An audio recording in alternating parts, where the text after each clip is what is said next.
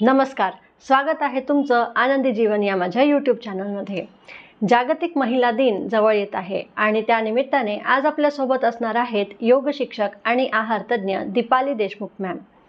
आज मॅमने आपल्याला योगचा खरा अर्थ, योग हे अंगीकारल्यावरती काय होतं, त्यात सातत्य ठेवल्यावर काय होतं, तणावाला मॅनेज कसं केलं जातं, हॉर्मोन्स, त्यासोबतच अफवा काय आहेत, सत्य काय आहे, अशी खूप सारी माहिती दिलेली आहे। व्हिडिओ शेवटपर्यंत नक्की बघा आणि तुम्ही पहिल्यांदा हा व्हिडिओ बघत असाल तर चॅनलला लाईक, शेअर आणि सबस्क्राईब करायला विसरू नका। चला तर मग मुलाखतीकडे वळूया। नमस्कार मॅम। नमस्कार, स्वागत आहे तुमचं आनंदी जीवन माझ्या यूट्यूब चॅनलमध्ये। थँक्यू। कशा आहात मॅम तुम्ही?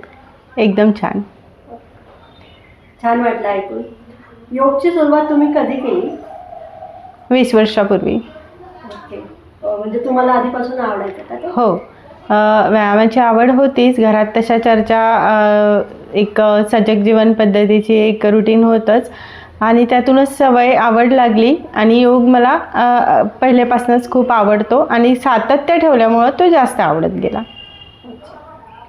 योग करण्यासाठी काही विशिष्ट वय पाहिजे का?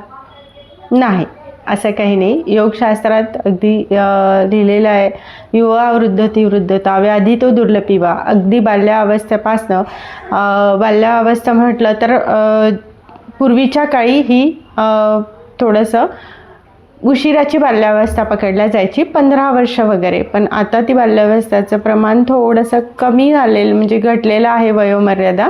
12 वर्षापासनं अगदी होत असेल तर नेहमीसाठी कायमस्वरूपी तुम्ही योग करू शकता, पण तुमच्या क्षमतेनुसार। दररोज किती वेळ योग करायला हवा? कमीत कमी 45 मिनिट ते 1 तास रोज योग करायला हवा। पण तुमच्याकडे वेळ कमी आहे आणि तुमचे काही आजार आहे, विकार आहे, तर त्यानुसार तुम्ही योगासनात विविध प्रकारचे आसनं, विविध प्रकारचे प्राणायाम, विविध प्रकारच्या मुद्रा, असं कितीतरी व्हेरिएशन आहेत, ते तुमच्या क्षमतेनुसार, तुमच्या आजारानुसार निवडून वेगळं एक पॅकेज तयार करून तुम्ही त्यानुसार योगासनं रोज सराव करू शकता आणि काही सरावानंतर तुम्हाला त्या आजारातून मुक्तता मिळतं आणि तुम्ही मग नवीन नवीन आसनं, प्राणायाम त्यात अजून जोडू शकता। याची काही योग्य वेळ असते का, की सकाळीच केलं पाहिजे वगैरे? योगासनाची ग्रंथामध्ये योग्य वेळ सकाळी सांगितलेली आहे, पण बघितलं तर ग्रंथांमध्ये बरेच ऋषी मुनी दिवसभरातून 4 वेळा प्राणायाम करतानाचं लिहिलेलं आहे। तर मला असं वाटतं की प्रत्येकाचं रुटीन आता खूप बिझी आहे। कोणाला सकाळी वेळ मिळत नसेल तर सूर्यनमस्कार सारखे प्रकार जे आहे ते सूर्योदय आणि सूर्यास्त दोन्हीही वेळ करू शकतो। काही आसनं जे आहे ते पण आपण करू शकतो, प्राणायाम पण करू शकतो। न केल्यापेक्षा, बिझी रुटीनमध्ये काहीच न केल्यापेक्षा तुमच्या वेळेनुसार करण्याला मी जास्त भर देते। फक्त अट एकच आहे की तुम्ही इव्हिनिंगला करत असणार तर जेवण आणि योगासन यामध्ये 3 ते 3.5 तासाचं अंतर जरूर असावं। तुम्ही चंद्र नमस्काराबद्दल ऐकलं आहे का? हो, ऐकलेलं आहे। ते केव्हा करतात मग?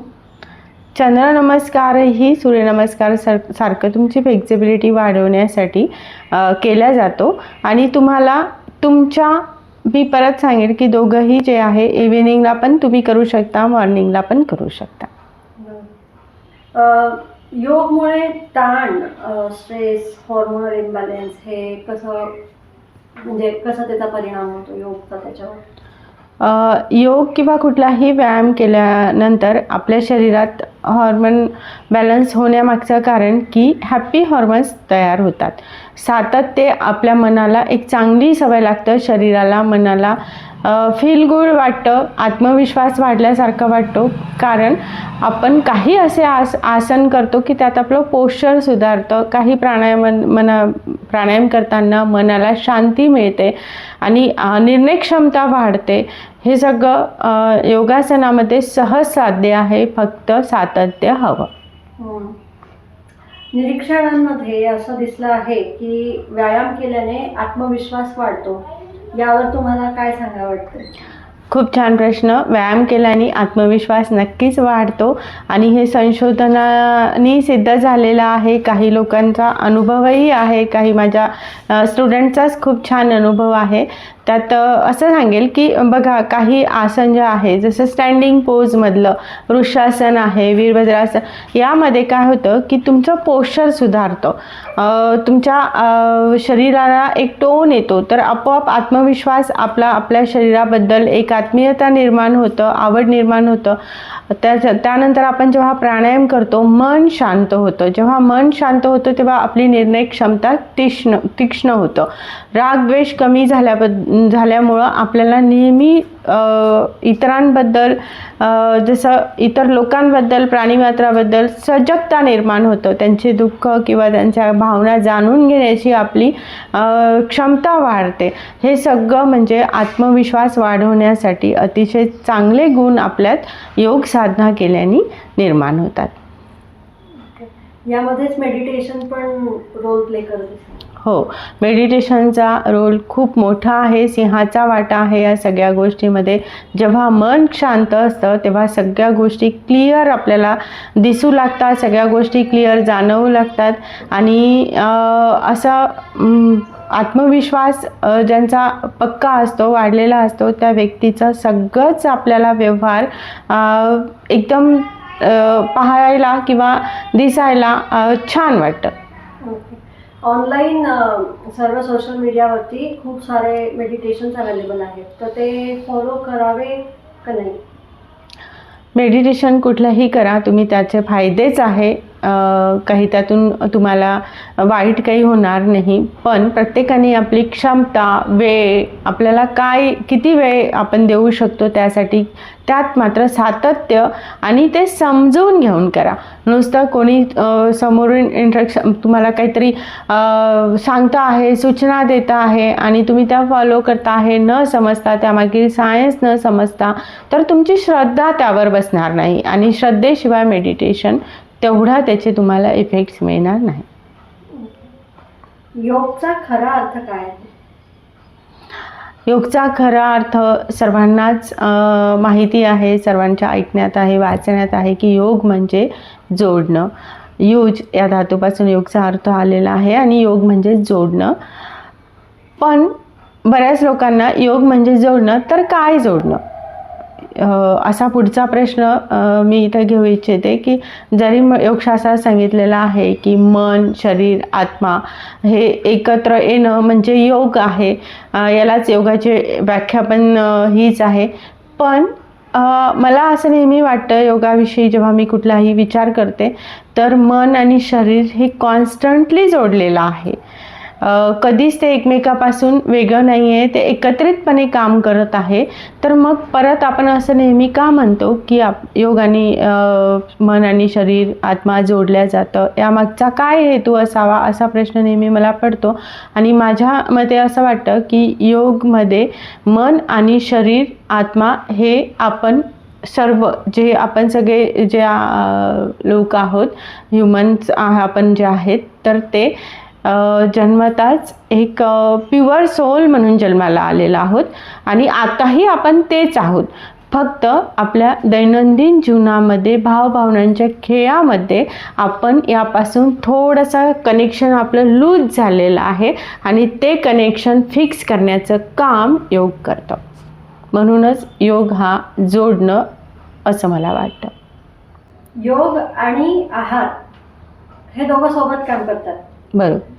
तर आता दैनंदिन जीवनात बऱ्याच वेळा असं होतं की खूप ताण आलेला आहे पण समजत नाही आणि त्या ताणामुळे भूक लागते आणि खूप खाल्लं जातं, त्याला ओव्हर इटिंग म्हणतात. तर म्हणजे हे कसं कंट्रोल होतं, हे खरं आहे खोटं आहे, योग याच्यात कशी मदत करतं?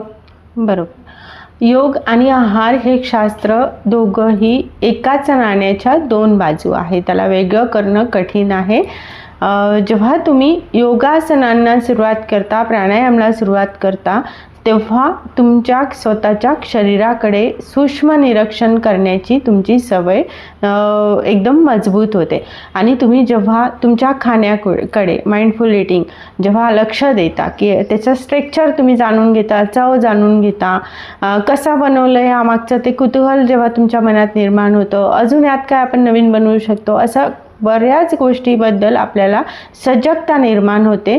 आणि ती सजगता तुमच्या आहाराला नियंत्रित करू शकतं, की हे आपण जसं एखादा कुठलाही पदार्थ डस्टबिनमध्ये फेकावा तसा तोंडात टाकला आणि मग नंतर त्याचा जो साईड इफेक्ट आहे ते आपल्याला सहन करावे लागतात.